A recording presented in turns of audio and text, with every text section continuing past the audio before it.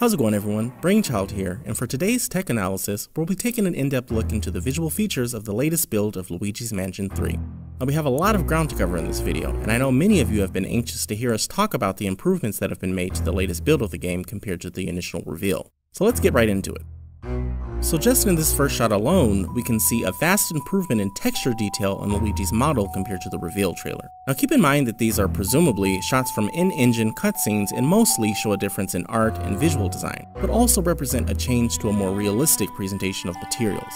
In the old build, the textile detail on Luigi's cap is kept to a minimum, with normal maps providing just the slightest hint of bumpiness so that the texture and lighting doesn't become completely flat. In the new build, however, not only has more detail been added to the textures, but the design of the textures actually correspond to textile patterns found in real-world fabrics. For instance, the base fabric of Luigi's cap exhibits a weave pattern consistent with fitted caps in real life. Through the use of normal mapping, each woven strand can be lit on one side and shaded on the other, depending on the direction from which each strand is being illuminated, adding a greater sense of depth and believability to the material. Next, take note of the stitching along the edges of this white, non-woven patch. This is known as embroidery in real life. This detail is pretty important because once you've already made the leap to realism when it comes to fabric detail, any ornamental pieces that are also part of the fabric need to be presented plausibly as well. Merely slapping this patch onto the underlying fabric without any signs of physical attachment would just result in a breakdown of the coherency of the art design. So I'm very pleased to see the extra effort that went into making sure the presentation of the art remains consistent. Perhaps the best example of this is the representation of satin stitching, as we can see in Luigi's first initial letter here. In hand embroidery, satin stitching is a fairly common stitching technique, used to fill in letters of pre-designated size and typeface. Letters that have very straight edges, like this one, are often made by starting with outlines, sometimes with a tracing tool, in order to provide precise entry and exit points that define the shape. And then the sewer fills the shape by working the thread from one side of the letter to its opposite side, one stitch at a time. This is yet another indication that the materials that Luigi wears have been sewn together and aren't just magically fused together.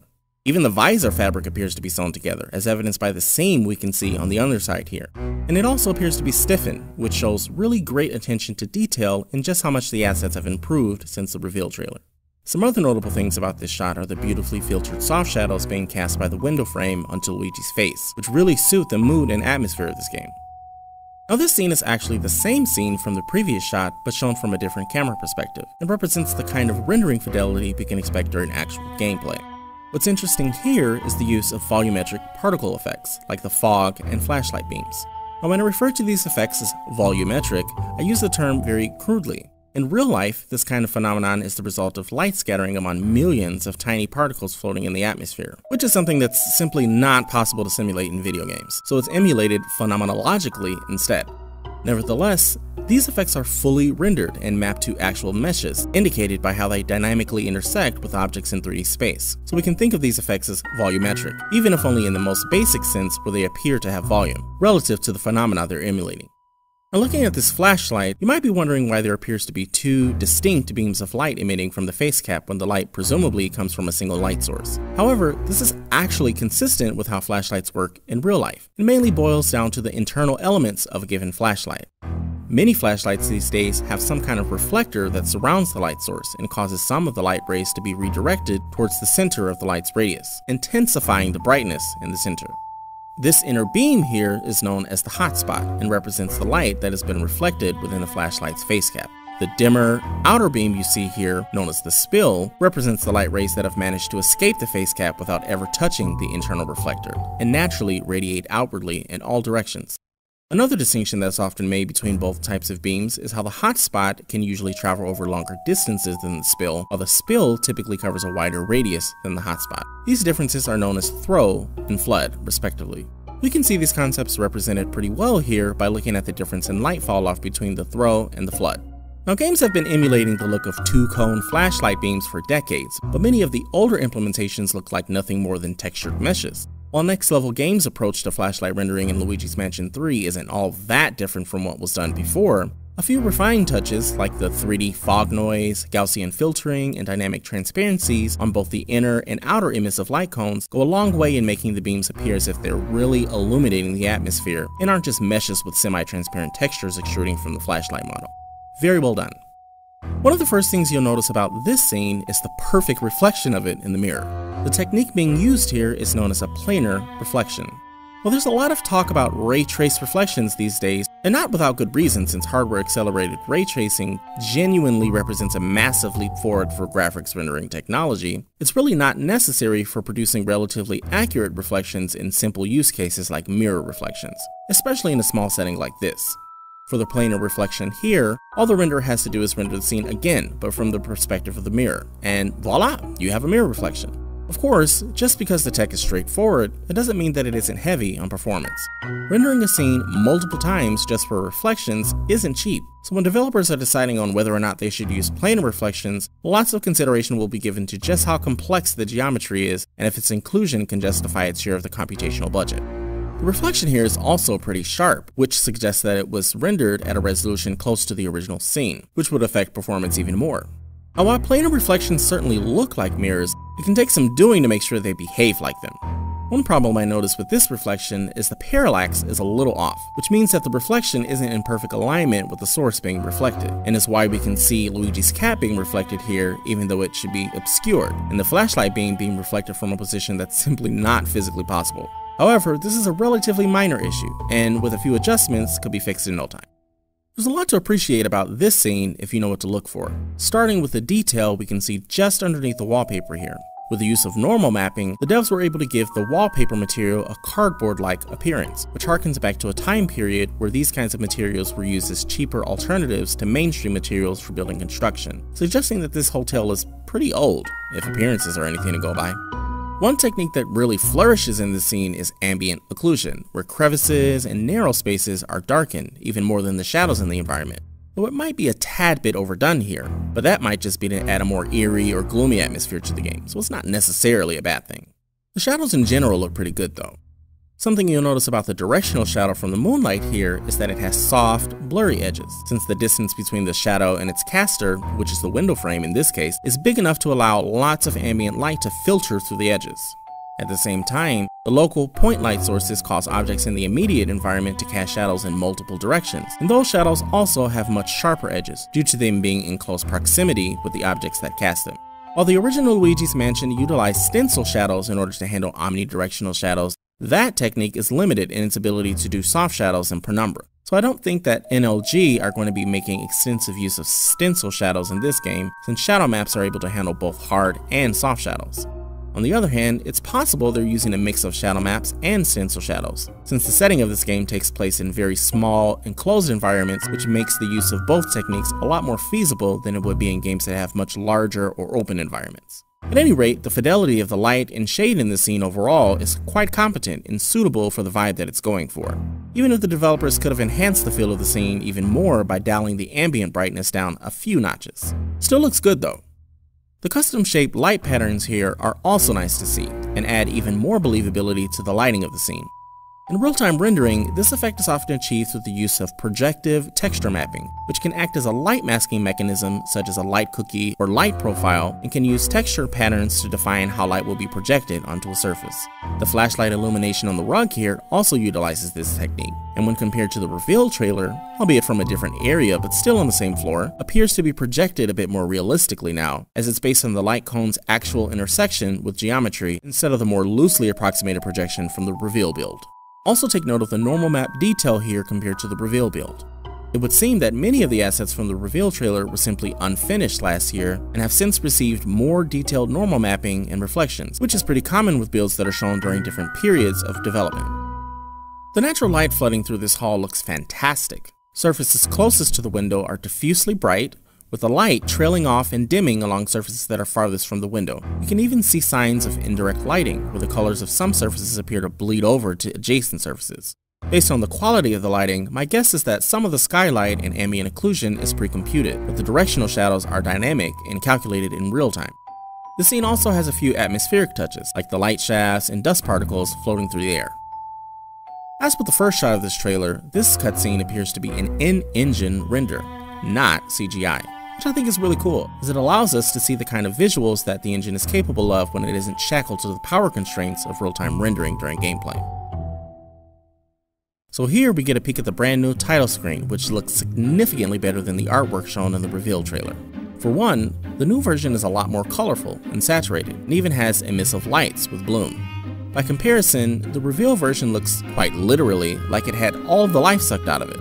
Now, some people might actually prefer the more drab and dribby look of the original version, as it is arguably better suited to the overarching theme of this game. But even if that were true, I think the newer version is simply more pleasant on the eyes, and the vibrancy of the lighting gives it its own flavor of personality that still doesn't depart too much from the spooky theme of the game. Another huge change to the new version is that it has a more three-dimensional look to it. We can now see the top side of the first tier of this building. There's aliasing on these mountains, which would suggest that they are comprised of actual geometry, and the letters in the title are now translucent, solid shapes, which really helps to drive home the concept that each letter represents a ghost, complete with a stretchy body and a pair of eyes. The animated fog and water effects in the new version are also nice to see. This shot reminds me of the beginning shot from the reveal trailer, but the differences between the two couldn't be more stark. The reflections and material rendering in the new build show signs of a physically based workflow, which was much more difficult to discern in the old build. Probably the biggest difference here is that Luigi's wearing clothes that actually look like fabric now.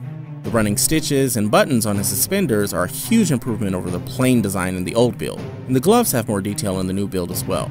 Even the mustache has seen an upgrade in texture detail. One of the most impressive things about this scene, and the game's engine in general, is the sheer number of shadowcasting light sources that are simultaneously active.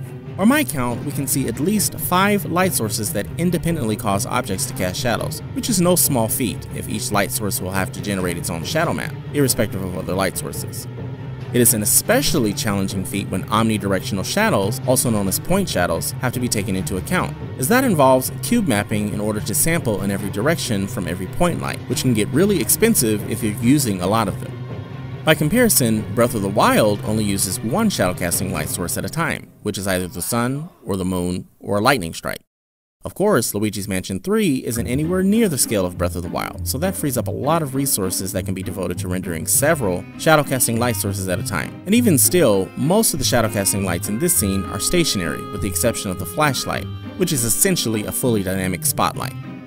Combing over this scene again, we can see that the emissive properties of the light fixtures and the point lights that radiate from them are handled separately, as evidenced by the light fixture still glowing, even when the light is no longer active.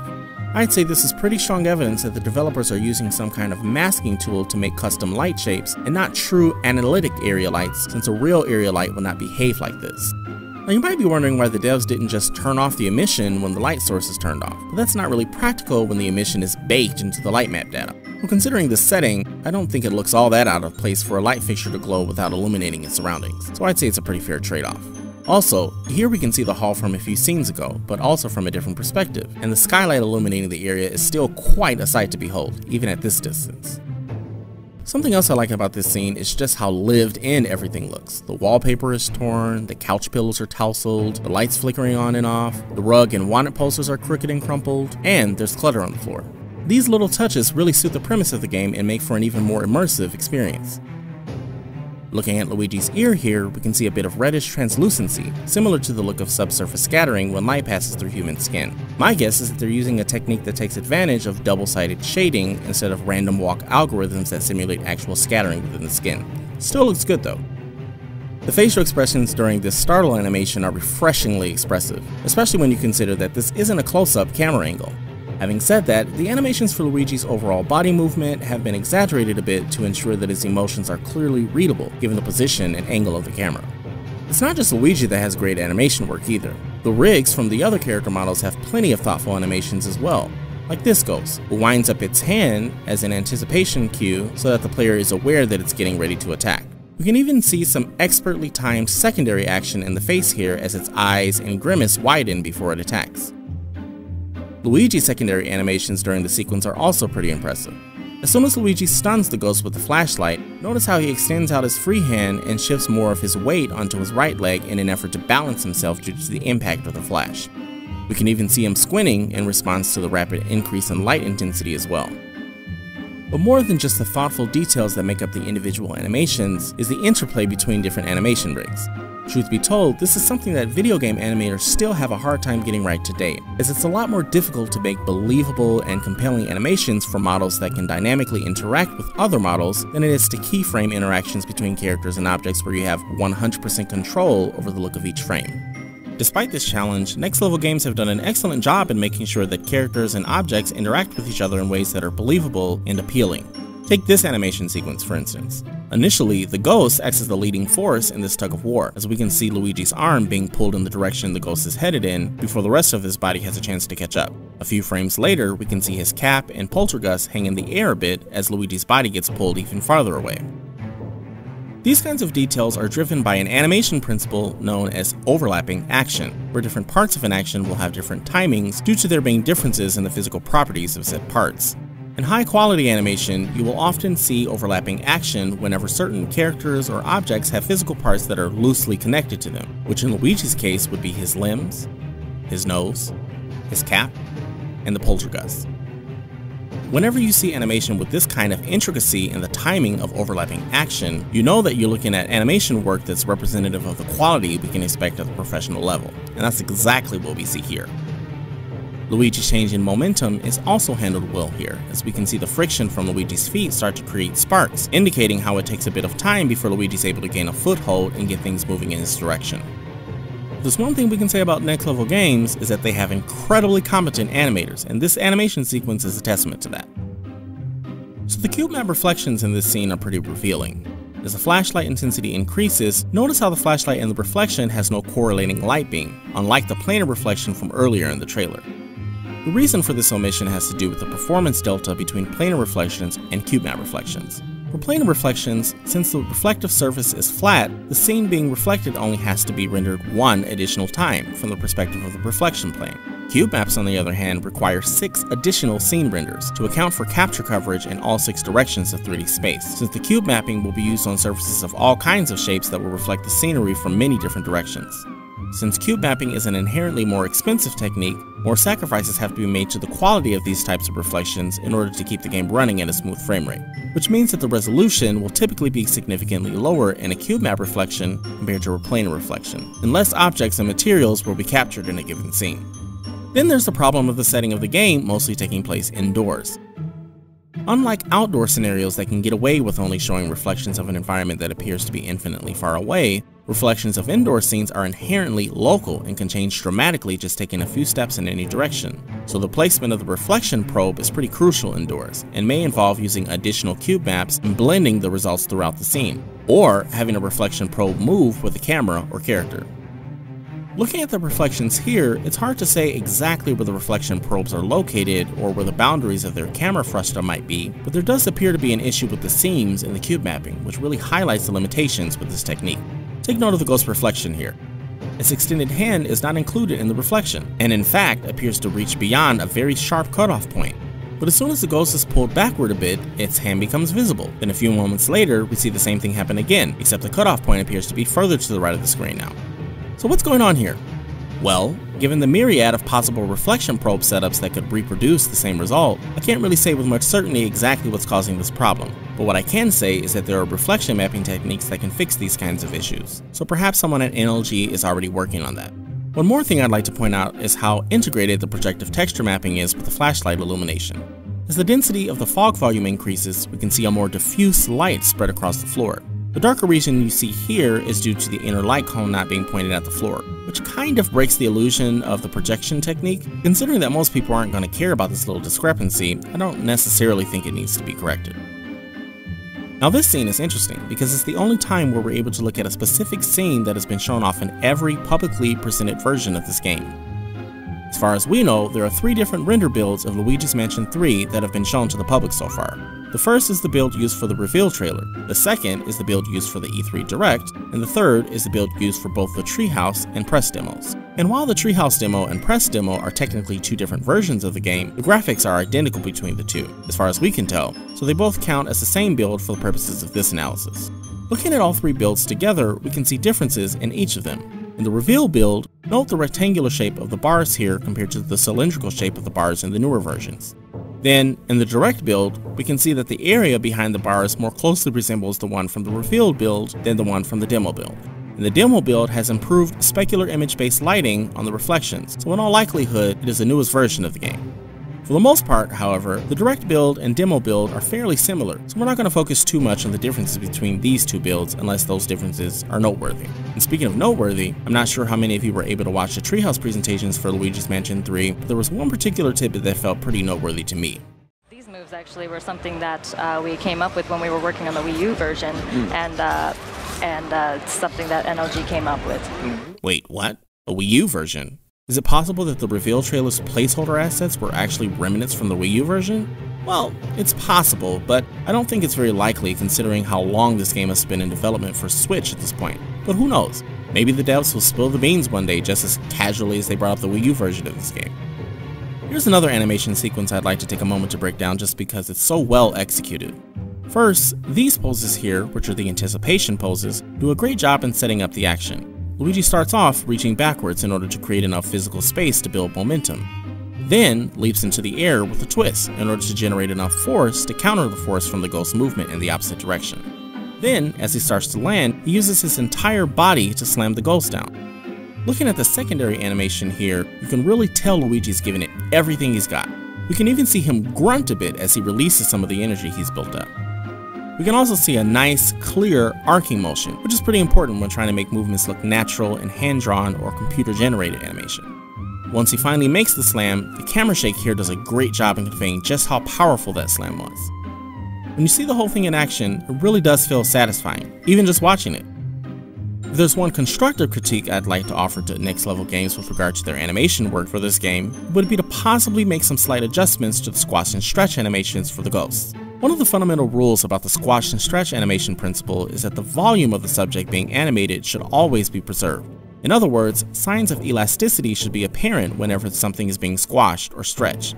Looking at the ghost here, notice how its body appears to enlarge and lengthen as Luigi prepares to slam it into the ground. This is due to the lack of volume preservation. In other words, its total volume appears to increase and doesn't actually stretch. In order to preserve the ghost's volume, the width of its body would need to contract proportionally with the expansion of the length of its body. Had the animators used the traditional approach to squash and stretch here, the ghost's body would get thinner the more it got stretched, but it looks like the opposite is true. So what's going on here? Well, I suspect the animators were taking into account more than just the physical properties of the subject. What the subject is doing also matters and has an effect on the application of certain animation principles. In this case, the ghost is trying to get away and is generating force in the opposite direction, so its upper body should not be stretched at this stage of the animation sequence, which is probably why the animators didn't preserve its volume here. However, the total length of the body has still increased, so there should be at least some degree of contraction happening in order to properly show the tension between the force of the ghost trying to escape and the force of Luigi trying to slam it into the ground. Obviously, there are other cues that let us know what's happening in the sequence, but if you feel like there's something off about this animation, it probably has to do with their approach to squash and stretch here. So the projective texture mapping here looks pretty excellent. The soft shadows cast from the chandelier have just the right amount of diffusion, as does the natural light coming from the window on the opposite side of the room. And the caustic-like patterns projected onto the walls are impressively varied. The glossy specular on the door here looks great as well, and is a perfect example of how useful Cubemap Reflections can be even at low resolutions. The fog effects continue to impress. Take note of how opaque the fog is here and how it becomes more and more transparent as it continues to dissipate. Combine that with the fluid transition between each phase, and you get a very convincing fog animation. The water damage and stains and the displaced tiles in this bathroom give a very clear picture of the physical state of this hotel, which shows really great attention to detail. However, the hand dryer here looks like it was installed relatively recently and almost doesn't mesh well with the battered and tattered motif, though it still looks great, technically speaking. Now, something I found a bit strange with this scene is how we can see the floor drain in the reflection of the mirror, but not the actual floor. At first I thought this might have been due to the developers reusing a reflection map from another room. Upon closer inspection, it looks like the drain was simply covered up with the texture of the tiled floor. Why would the devs do this? Well, it could be one of those cases where some objects and materials are left out of the rendering pass for the reflection for whatever reason, and so they'll be missing in the reflection as a result. Another possibility is that this discrepancy is gameplay related and serves as some kind of spooky hint for the player about uncovering the floor drain. At this point, it's hard to say, but it is a curious inconsistency. The lighting and shading here appears to be bait, as the projection of the shadow from the ceiling doesn't appear to be affected by the flashlight, and the shadow textures are a bit noisy. Having said that, the lighting looks quite natural, and since it's coming from skylight that doesn't really change over time, as far as we know, it doesn't lose out on much by being completely static, especially when there are animated light shafts like these that give a shimmering quality to the lighting. This is yet another scene that appears to have a few notable changes compared to its counterpart from the reveal trailer. The lighting in the reflections of the reveal build doesn't match the lighting in the scene at all, and the resolution of the reflections here is very low. Both of these issues seem to have been addressed in the newer build. We can also see improved detail on the tablecloth here, which now has normal map ruffles. And the cloth animation here looks fantastic. I'm definitely going to get a lot of use out of that burst function, and Luigi's flutter jump animation is like the icing on the cake. Brilliant detail. As with the previous scene, there are some notable differences between this build and the old one. The normal map detail on the wall here has seen significant improvement, and the lights actually properly illuminate the wall now. Comparing both scenes here, we can see that the velvet rope casts a shadow in the new build, and the base of the stanchion in the new build has a proper texture now. Most of the materials in the new build reflect more of the environment as well, and some materials have changed altogether, which makes sense if those materials were only placeholder assets in the first place. The direct illumination on Luigi's model has also been fixed and didn't really make sense in the older build. We can also see a nice improvement in the detail and animation of the burst jump's fog effect here. One of the changes that you might have missed due to it being obscured by the overlay text is the boo that's been added here, which may or may not be considered an improvement depending on how much you like boo. The last major difference in the scene I'd like to point out is the improvement to image-based lighting in the new build. Notice the difference in tint between both builds. In the new build, the whole environment contributes color that averages out to what is known as diffuse irradiance, which sort of approximates the look of global illumination. Looking at the older build, that kind of complexity in diffuse lighting is just completely absent. Overall, the changes in this scene indicate a very typical progression from early development to late development, so it's great to see that so much progress has been made since the game was initially revealed. I really like this scene because it's such a great showcase for the variety of material characteristics made possible through the use of physically based rendering. One of the main advantages to using Cubemap reflections instead of planar reflections is that materials can have physically based reflections that correspond to their underlying geometry. Look at the wide-angled reflection on the convex top of this canister compared to the stretch reflection on the body, or the distorted reflections on the metallic parts of the poltergeist. For as much style as this game has, it also appears to be delivering a lot of realism as well, which is refreshing to see. Something I'm noticing with the emissive lights here is that they might not be as white as they appear to be if the reflections are anything to go by. Sometimes this can happen if you're using an HDR pipeline without tone mapping, which will result in very bright pixels clipping to white instead of their actual colors. This issue can normally be fixed by making some parameter adjustments and using localized tone mapping, which isn't terribly difficult to implement, so maybe this issue will be fixed before release. This scene also gives us a better look at the translucency shading on Luigi's skin, thanks to the lighting setup, and it really does a great job of approximating the look of subsurface scattering, where light enters from one side of the skin, scatters around a bit, and then exits from the other side. Even Professor Egad gets in on the translucency action. Nice. I must say, the material work on Luigi looks sublime. It reminds me of gelatin in terms of how reflective, refractive, and translucent it can be, depending on how it's illuminated. Very impressive shader work here. Also, this belly jiggle is a whole mood, and increased Luigi's likability by like 100 points. Seriously. The animated fog here appears to be illuminated by the spotlight, but it's hard to say. Either way, it looks fantastic and adds a lot of atmosphere to the scene. The velvet-like material on this dress has an impressive display of anisotropic highlights. The reflections appear to be more artist-driven than physics-driven, but you can't really argue with these results. This is one of the scenes in the E3 trailer build that doesn't quite match the rendering quality of the Treehouse build. Notice the lack of omnidirectional shadows and the difference in light radius in the E3 trailer build compared to the Treehouse build. There aren't too many of these types of differences that you'll find between both builds, but this is definitely one that stands out. Here we have another parallax issue with the reflection. Notice how Luigi's reflection remains visible as he goes up the escalator. Also, there appears to be some light leaking from somewhere, possibly from the rooms adjacent to the escalators. These type of problems are pretty common when you're working with indoor environments, so hopefully they'll get ironed out before release. Interestingly, the material for the goop that's bubbling underneath Luigi is not rendered in the planar reflection. This may have something to do with the stage in which this specific material is rendered in the pipeline, but it's also possible that it was an oversight and will be corrected later. I should also mention that these kind of reflections are not recursive, so you won't be seeing reflections of reflections here, as that will require even more rendering passes. The Luigi shaders in the reflections are also of slightly lower quality, but this is one of the sacrifices that devs have to make in order to get perfect mirrors in video games. Up until this point, most of the assets in the game have looked pretty great, but this skyscraper model looks really bad. The primitive geometry, poor texture quality, and fake interior lighting in the windows really make this scene look a bit unfinished, so perhaps this wasn't quite ready for prime time.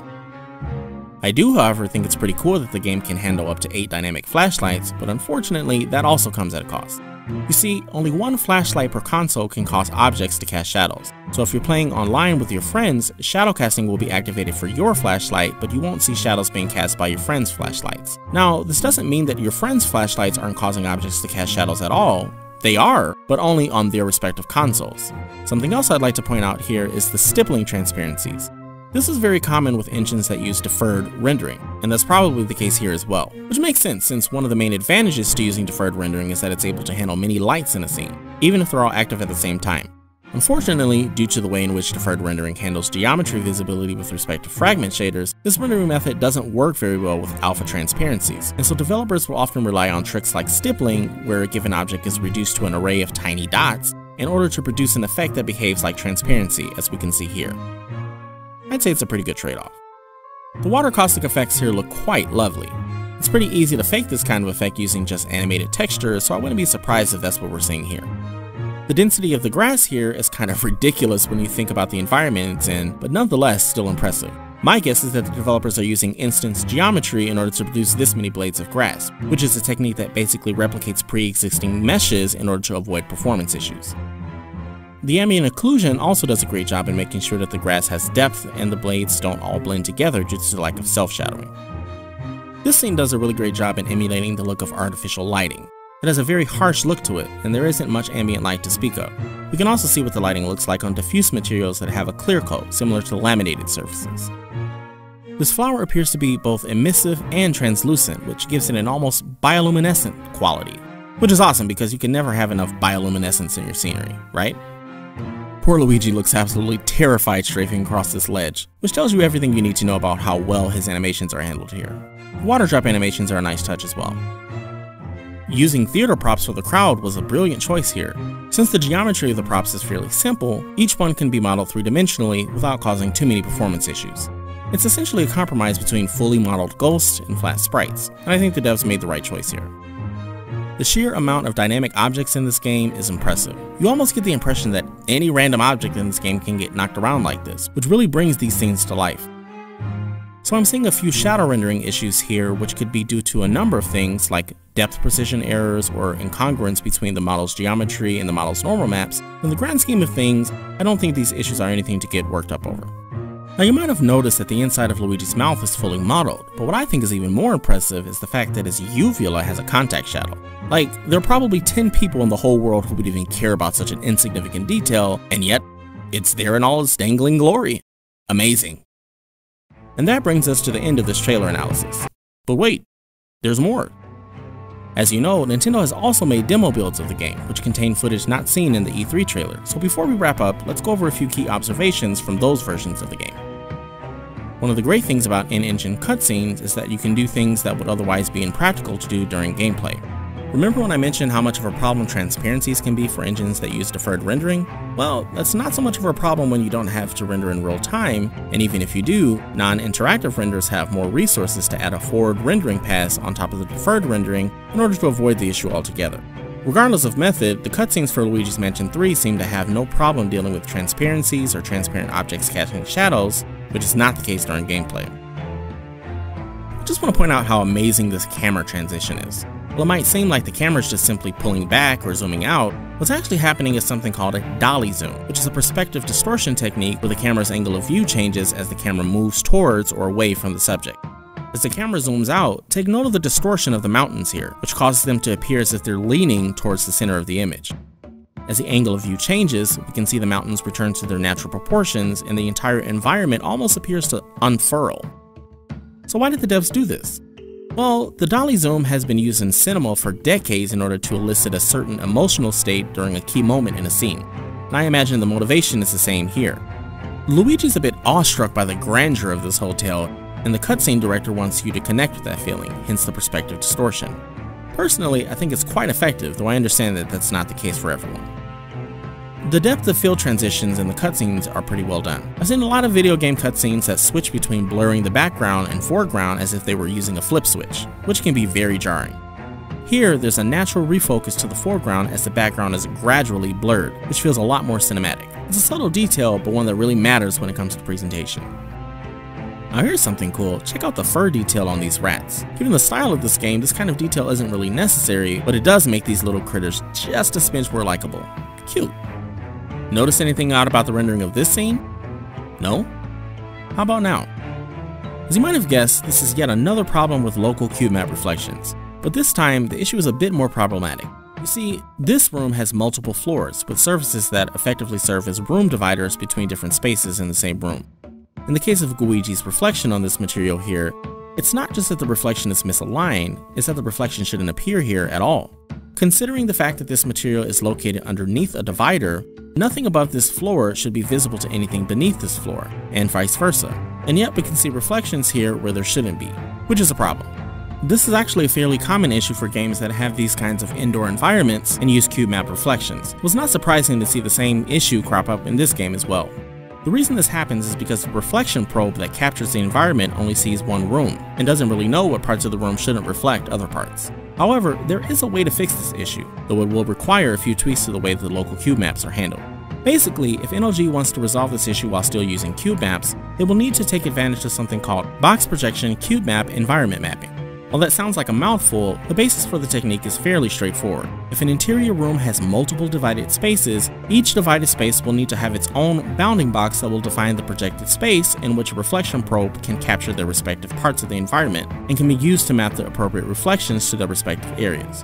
Now, there is a potential cost to performance in using this technique, as rooms with lots of divided spaces will require lots of cube maps, but considering the scale of most of the rooms in this game, each cube map would only be covering a very small area and shouldn't cause too many performance problems. So if you're watching this Nintendo, or NLG, I'm offering you some free advice on how to fix your local cube map problem: box projection correction. Give it a try. You'll thank me later. This scene from the Treehouse build is pretty interesting because it gives us a glimpse into how NLG has optimized the game to handle all these complex lighting setups. If you watch closely, you can see Luigi's shadow here materialize the very moment the elevator door shut completely, which suggests that the developers are really trying to maximize resources on a per room basis, which is probably why this game looks so bloody fantastic. Similar to the missing goop material in the planar reflection that we noted earlier in this analysis, we can see here that the reflection of this door is missing a few materials as well. Either the reflection is outdated and being used as a placeholder, or the devs are using some sort of culling mask to prevent the updated door material from being rendered in the reflection pass. I guess we'll find out once the game releases, but it certainly sticks out like a sore thumb here, especially with the parallax being as error prone as it is here. This scene offers us a pretty telling glimpse into how the game handles transparencies. As the siren fog passes in front of the fire, notice the odd transparent shape that bleeds into the light cone. This artifact is actually the heat haze effects we can see above the fire here. Unfortunately, depth sorting with transparencies is problematic with deferred renderers, so whenever differing levels of transparent effects overlap the same pixel space, you can get discontinuities like this, where objects that are physically located behind other objects from the perspective of the camera get rendered in front of those objects instead.